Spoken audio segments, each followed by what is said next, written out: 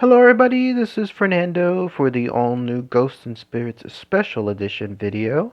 Well, I promised a couple of weeks back that I was going to do something special when it came to the upcoming quarantine episodes associated with Ghost Adventures, kind of like what I did a couple months back when they did a Halloween special on their channel. And in that case, I did a couple of live streams associated with it. And so I thought to myself, I could definitely do something similar or maybe something different when it came to these quarantine episodes. And so I realized sometimes the easiest way is the most powerful. And in this case, I thought to myself, I'm going to do instead audio commentary. So the way it's going to work is like this. All you have to do is just bring up, in this case, the first episode having to do what's called with the perimeter of fear. And then once you do so, watch the segment and then come back here to this video, and then together we'll provide commentary and feedback as to what was just shown in that segment. Again, very similar to what I did on the live streams, but rather than, let's say, just doing an actual live stream over multiple videos, in this case, I'm going to do it all in one. And then I'm going to put a pause probably about 10 or 15 seconds or so in between each segment, and then that way you'll know exactly when to come back, and there's going to be enough pause for you to do so. So again, bring up the episode when you have a chance on the Travel Channel, and then I'll tell you when to hit play, and then that'll start the episode. We'll watch the segment together, and then whenever that segment finishes, that's when I'll do the commentary here. So pauses in between each segment, and then commentary in between each pause. Very, very simple stuff. So I thought to myself, let's go ahead and let's do that here. In this case, again, you have to bring up the episode that's called The Perimeter of Fear, which is episode 1 of the quarantine special, and go ahead and you'll start the episode now. And again, there's going to be about 10 or 15 seconds pause after this, and then when that segment finishes, then that one we'll talk about it together. All right, everybody, go ahead and start the episode right now.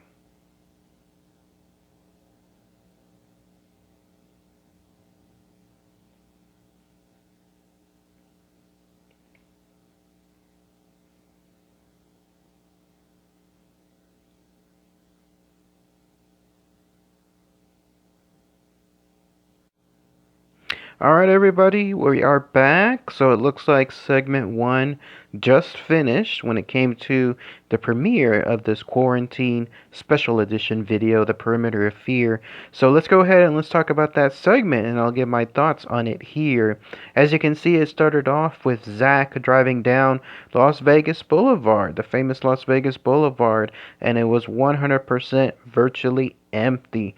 I kind of wish I was there when it came to the quarantine and the lockdown situation, because I saw online so many pictures of it being so deserted. It was almost like a once in a lifetime opportunity to be able to see that in person. Unfortunately, just restrictions, and then from my job as well, there was no chance I would have been able to have been there during this time period, but it was interesting to see it vicariously, at least through Zach driving down it. And then those news segments that they played showcasing the global impact, the statistics, and then you saw some of the one-on-one, like the people filming what was occurring to them. That was a really, really great way to set the mood. Very impactful when it came to this episode. And then you saw him drive into the famous building that he has now, the Haunted Museum there, which sure enough is also locked down because of the restrictions associated from the governor of Nevada, and that of course that led to these episodes. And then when I saw the RVs right there in the parking lot, that kind of answered a question that I was thinking to myself initially. I was thinking, are they just going to stay in the actual building itself, in the actual museum, during those 2 weeks? Because I remember reading when he was talking about the descriptions, like let's say teasers associated with the upcoming lockdown, that he was going to stay at the museum for 2 weeks. Thought to myself, is he just gonna stay there in the building entirely for those 2 weeks? But no, it seems like in this case the RVs helped answer things. Like they would essentially do their work in the actual museum for what the number of hours that they would do it, and then whenever they were ready to go to sleep and shower or do anything else, then they would stay in their RV. So it's almost like staying in a mini hotel right next door to the haunted museum. They actually are parked in an area, if you're familiar now like I am with the museum. I've been there now 3 times, so it was neat to see him be in areas that I know of.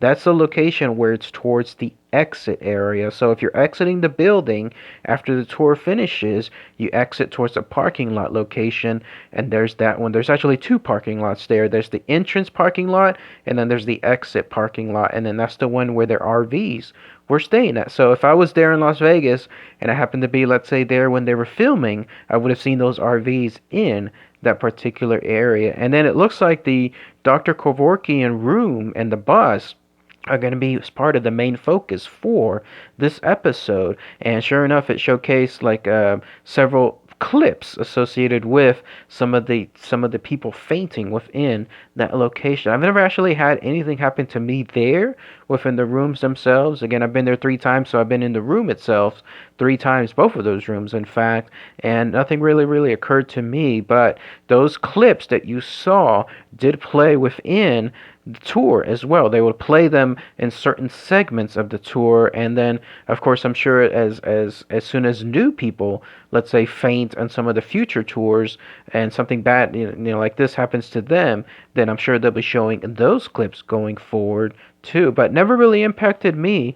But for some reason, it definitely seems to affect those people. He was right in pointing out that there was now around 5 or so that did so. By the way, Zach looks especially skinny. I don't know if maybe I just haven't seen him in a while, but he no longer seems to have that buff look that he had from before. I don't know if he stopped working out, or maybe he's more into a lean protein type diet or something else, but he just doesn't look as buff as I've seen him from before, as muscled as I've seen him before. That was just something that stood out immediately when I saw him within certain shots within some of the scenes. But yes, back to, in this case, the fainting of those tour guests. It was amazing to see, though, how quickly the employees are there. How much it seems like when you're on a tour, and let's say you're within your own tour group, which usually consists of up to 10 people or so, then apparently there's employees behind you that you never really see. They're there to act that quickly. Like they stay hidden,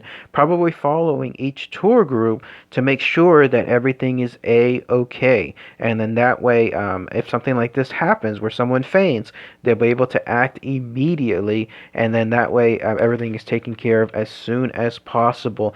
They're that good. I've been there again 3 times, and I've never seen any of these employees behind me or anywhere near me, so they stay pretty well hidden. There's bound to be like secret corridors or some kind of secret doors there that they can just pop in and out of as the tour passes, and then that way they'll be able to stay behind. By the way, I wanted to point out too, the Kevorkian room, those paintings that you saw there are his paintings. Those are the ones that he did.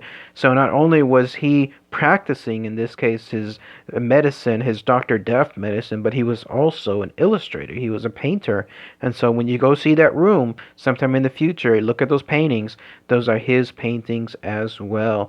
It was interesting too whenever they started finally going into the museum for their lockdown. I saw them pass by the gift shop area, and you saw it closed. I saw some boxes there. It must be containing the knickknacks that they sell there within the museum as well. And then I saw also that the interview with the GM, I think I've seen him around, Mike, within the museum as well. So he kind of looked familiar too. The only thing I mentioned is this on that segment. It truly looks like it'll be the 4 of them within the entire series, within this entire special episodes. So it looks like they're using their cameras along with the cameras that are within the museum too, and then it looks like the rest of the people that they're interviewing like if they do so, they will either be by phone or in this case they'll be by Zoom or Skype, which makes sense. So that helps answer some of the other questions that I had associated with it. Like same thing with, I think that was Natasha, one of the other tour guides that was just interviewed in that segment. I haven't seen her before as far as my stays there, like the 3 times that I was there, but I have seen her in the Halloween special and some of the other episodes. So she is, it looks like a regular tour guide there as well. And then finally, the last thing I wanted to mention was there's this thing that they want to base the episode on, that maybe these heightened hauntings have to do with the fear that the quarantine, the lockdown, the pandemic situation is creating. Interesting theory. I wonder if that's going to be something that plays going forward within the museum, because I do plan on going back to it one more time, mainly because of this. They've announced a special when it comes to a new ticket. In this case, instead of a regular ticket, now you can buy what's called a RIP instead of VIP. It's an RIP tour ticket, and you'll get to explore more areas that apparently were blocked off from before, and you get to stay even a little bit longer. So I'm going to definitely do that. So that's the end of segment 1. Let's go ahead and watch segment 2 and then come back here once you finish. All right, everyone. I'll see y'all soon. Bye.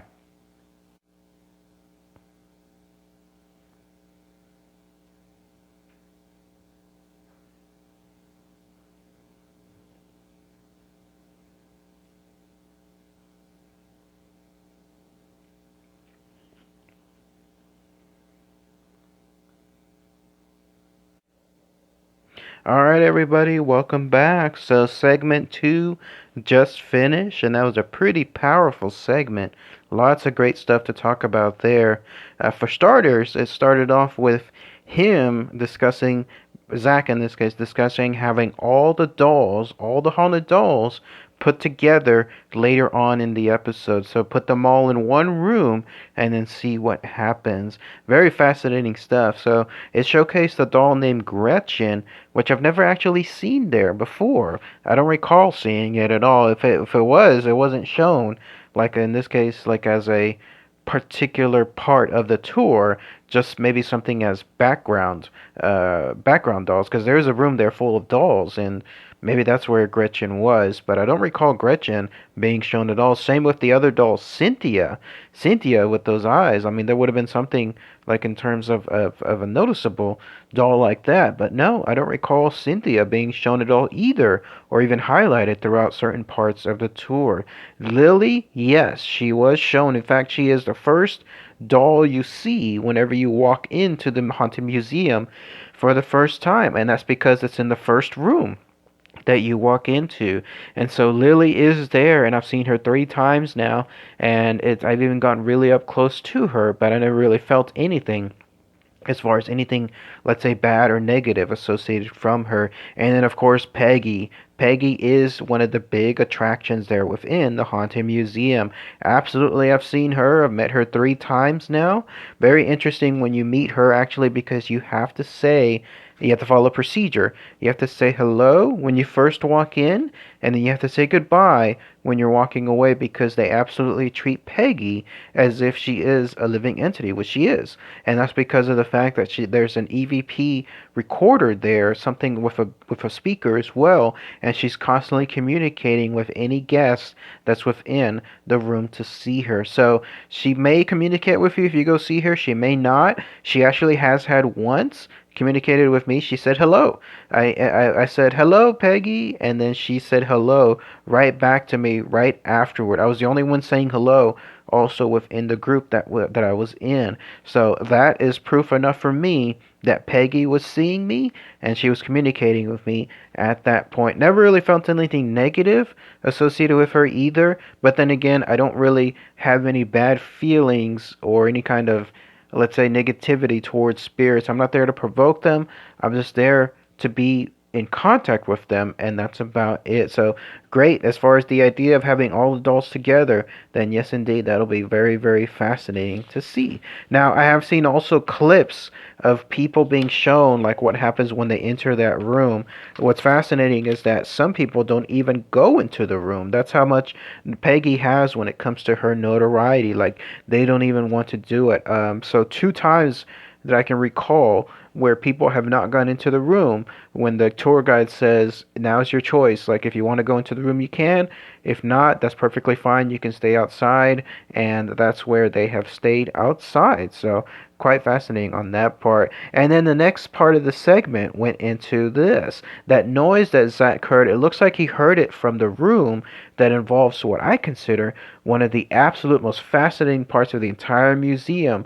That's Lee Shapiro's room. That's a room where the woman who was communicating with the dead, like she created a device that apparently communicated with something in beyond another realm, and whatever the something is started communicating back to her for better or worse. Like in that case, they actually traversed over to her world, to our world, and they apparently started haunting her really, really bad. Like she went from being a normal successful human being, in this case from being like a successful socialite, a successful, I think she was a real estate agent as well, and all of a sudden she started degrading like almost in front of people's eyes, like over a set of couple of months slash years. Like she just started withdrawing more and more. This was after whatever it was she communicated with apparently came over. So that room that he was in, that he got the mannequin from, that's like a recreation of the equipment that Lee Shapiro made when it came to communicating with the dead. And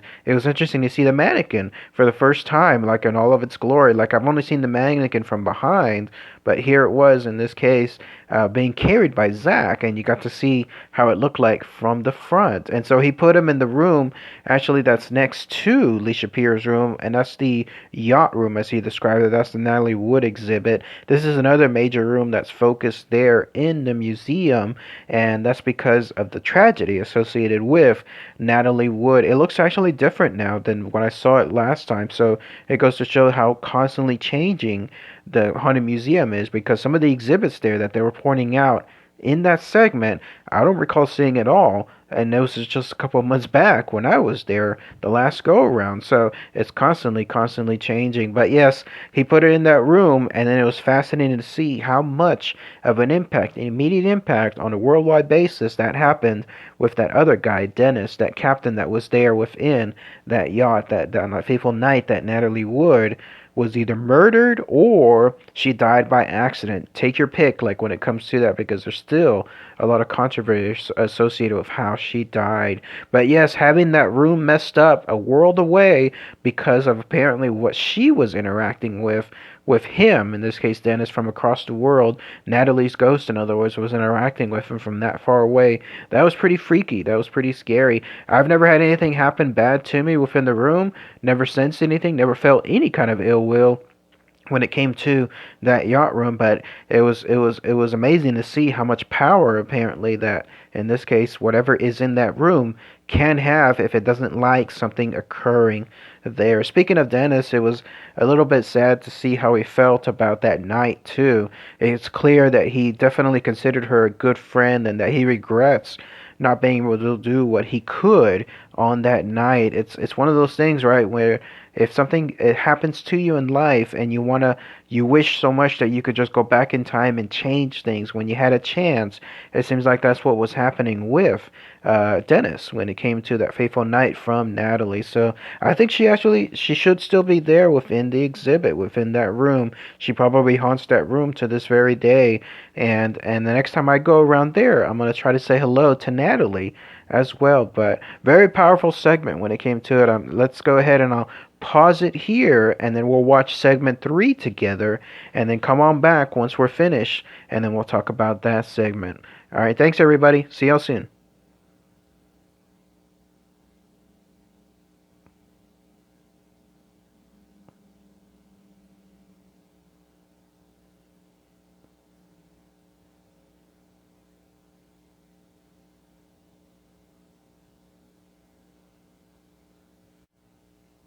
Alright, everyone, segment 3 just finished, and as usually happens on episodes, the segments get smaller and smaller as the episode plays. That way, there's more commercials shown and get you in a period where you're watching more of the commercials because you want to finish watching the episode. But in this case, segment 3 continues their quarantine. Now it's moved on to day 2. So we are now officially on day 2 of their official quarantine. And in this case, it started off with him, Zach, setting up something by the clown exhibit area. So I've been in this exhibit area 3 times now as well. That's where he hears a loud bang and then tries to inspect what occurred there. This is an area actually that freaks out people, not because of any kind of paranormal stuff, although it looks like in the segment there was something here and that we'll talk about in a minute, but it's because there's a lot of jump scares that are there. Some of those clowns are either A, mechanical, and then they'll jump out right in front of you screaming some kind of sound, some kind of shriek, in other words, or they're real people, like they're real people standing very still. They're dressed up as clowns.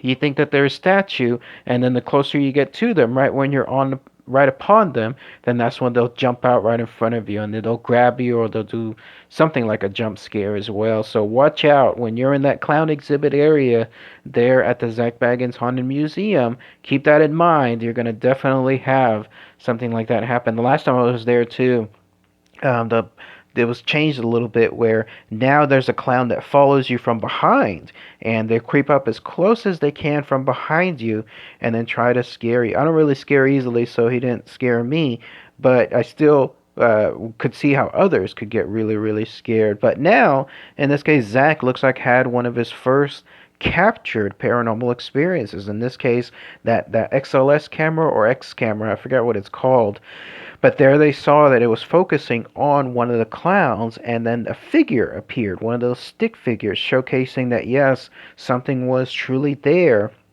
right there floating in the air.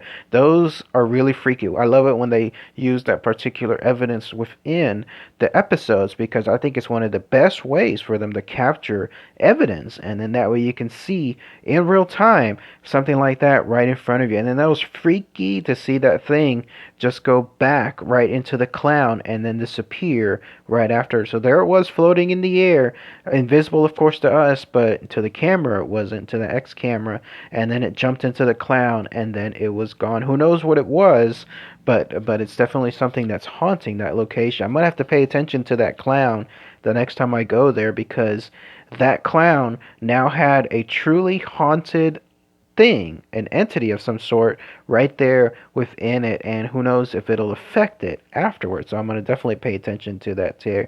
Next thing I wanted to highlight, the last thing on the segment, was the secret room. So this room that Aaron was just in, that room actually at the beginning where he unlocked that gate, that's, I don't know if that's like an exhibit room or some kind of live act room, but the way like how it's called, but the way it plays out is it's there's a gentleman there who actually does a performance. He hooks something on his eyelids, like 2 buckets on his eyelids, and he swings them around.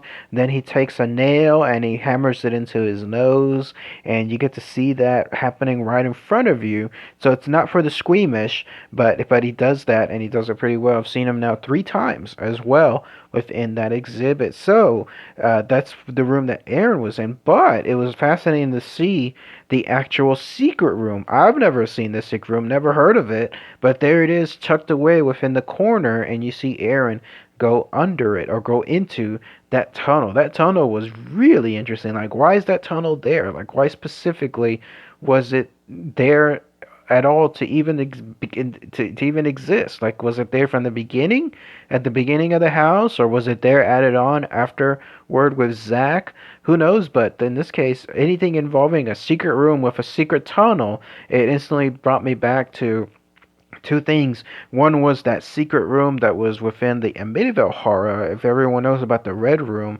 you realize that there was that room that was behind the wall that led to that specific spot. And then the second thing this reminded me was on Silent Hill, the first game, there's many corridors that are hidden behind walls, and you have to go through a tunnel and that's where it reminded me of that too. So freaky stuff. So I'm fascinated to see what's going to happen next. So all right, everyone, let's go ahead and let's continue and go ahead and watch segment 4, and then come back here afterward, and we'll talk about it together. All right, everyone, go ahead and do so now.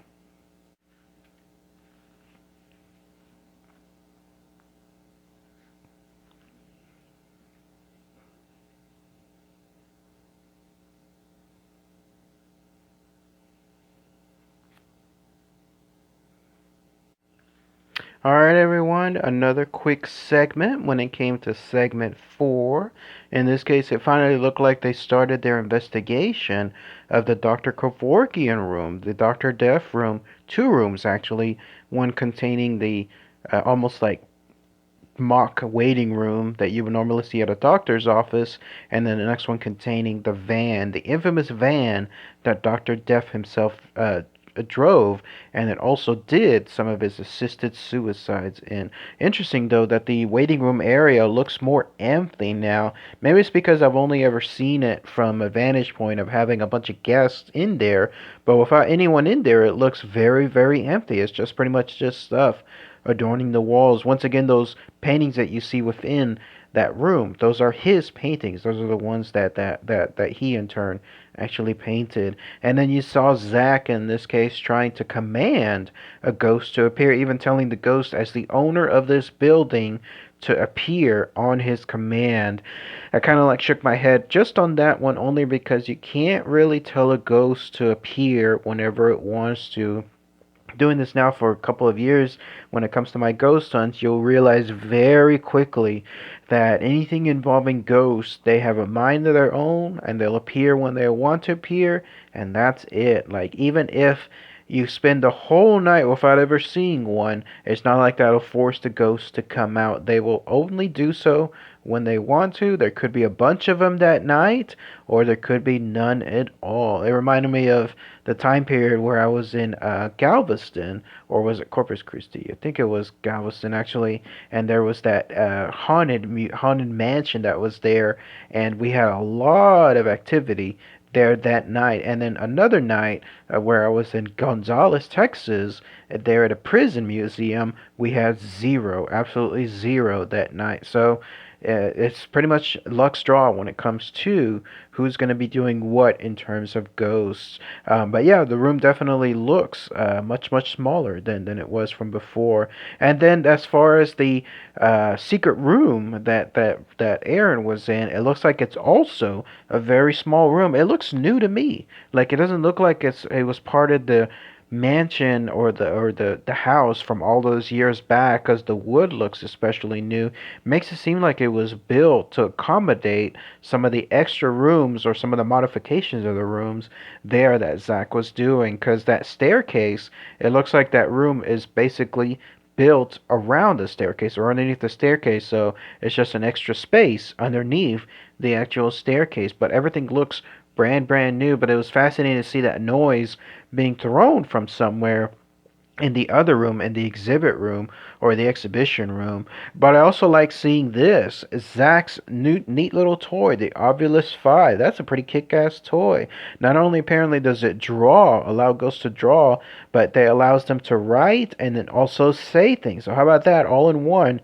When it comes to that device, I might have to look into getting something like that, as long as it's not too expensive. And then you saw Billy in the van, which was the second room for Dr. Death. It looks like he plays something that he called a paranormal puck, another thing that apparently communicates through another device that writes things down from whatever the ghost is saying into the puck. But there you saw him there. But we saw our first written paranormal activity where that thing answered that it enjoyed slaves. So maybe that's why it was wanting to pick on those women, because it enjoyed tormenting women altogether. And then Aaron used a very familiar machine that we use there at Spectre and on some of the ghost tours, and that's when it comes to the spirit box. That's that thing that changes very, very fast radio frequencies.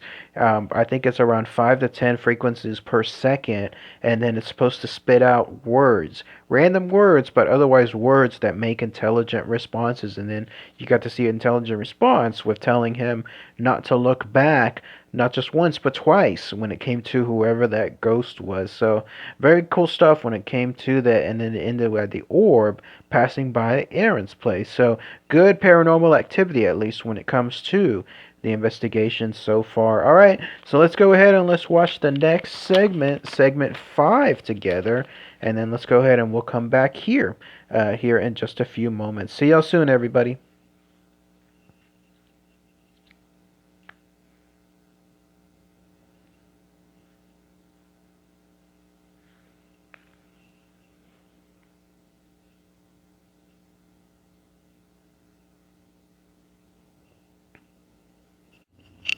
All right, everyone, welcome back. In this case, let's talk about segment 5, where it's just after midnight and they're knee deep within their ghost hunting. Midnight is a very special hour when it comes to ghost hunts because it's known, in some cases, not just only as the midnight hour, but also as the witching hour. And we use it in our ghost hunts to do some major things as well, like when it comes to communicating or trying to see if there's more evidence on the ghost in the locations that we're at. But there they are in this case within the location of the Dr. Kevorkian waiting room again, and then also the van that's there. Also, it was interesting to see that this thing you can type in questions. So that particular puck, I think the paranormal puck, as Billy called it, you could type in questions asking the ghost rather than just saying the question out loud, and then that's supposed to make things done in terms of hopeful communication. So that was pretty neat there. And then you also got to see, in this case, a feedback from Zach's advice to Ovulus, where it said, "Quite in pain, old person here." I don't know. I thought that was kind of a stretch where it can sound like a lot of things if you lead it to that direction. So I can never really catch these things the first time. Like whenever I hear something, even when I'm doing my own ghost hunts and I play back audio, I can never catch it the first time, like what people say. Like I have to, or what these ghosts say, like I have to replay it over and over until something makes sense. But maybe Zach and Billy, they're just that much more quicker when it comes to making a sense of whatever's being said.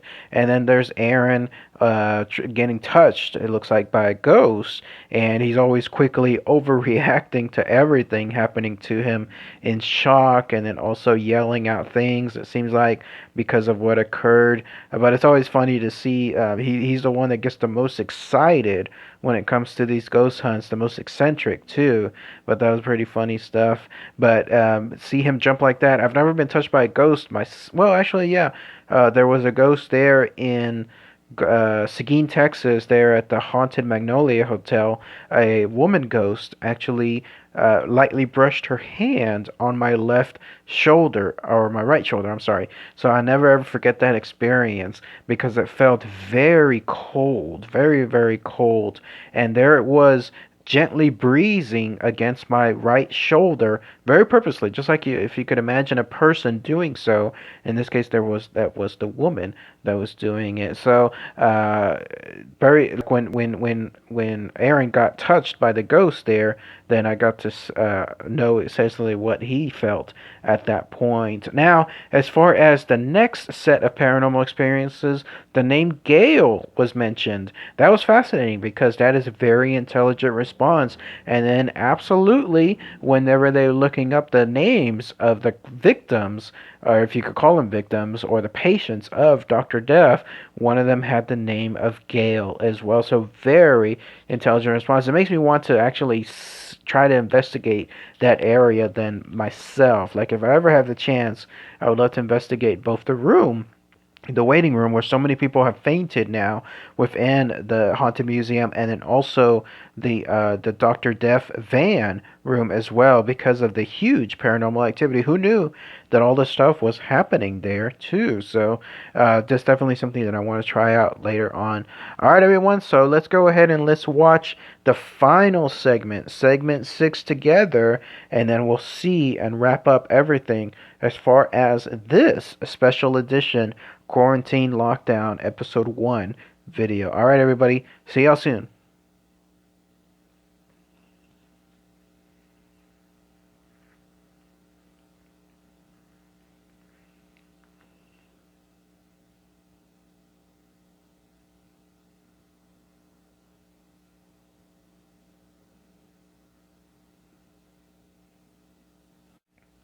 All right, everyone, we are back. In this case, having finished segment 6 when it comes to the premiere episode of the Quarantine Lockdown Special.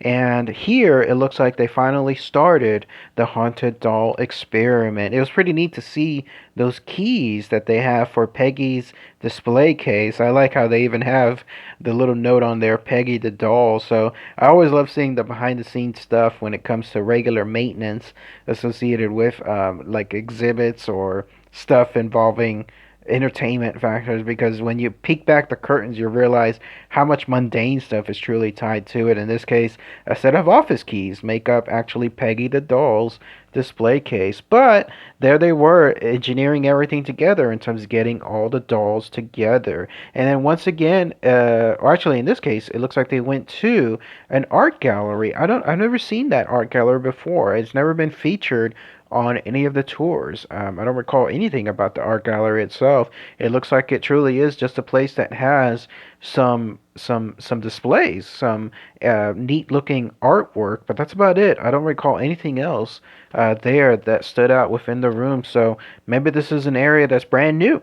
Maybe it's going to be featured the next time I go there for the first time, but otherwise, never ever seen it before. And then one more time, it looks like Aaron got grabbed by another ghost. Here, in this case, as they were trying to get that doll, Lily, from that very first room that you walk into. So whatever it was there, it seems to definitely like Aaron, and then that's why they keep grabbing him. And then Zach mentioned something about a white thing in the, coming from one of the areas there within the room. That brought me back to this.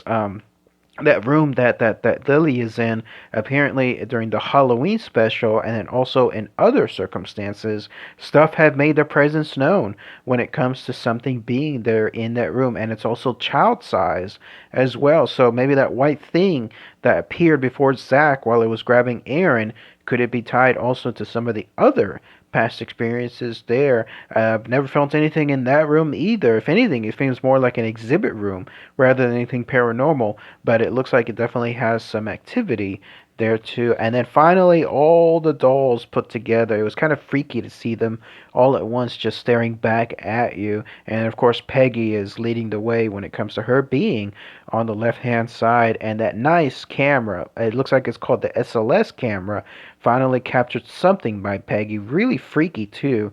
One of those stick figures, and there it was floating right next to her.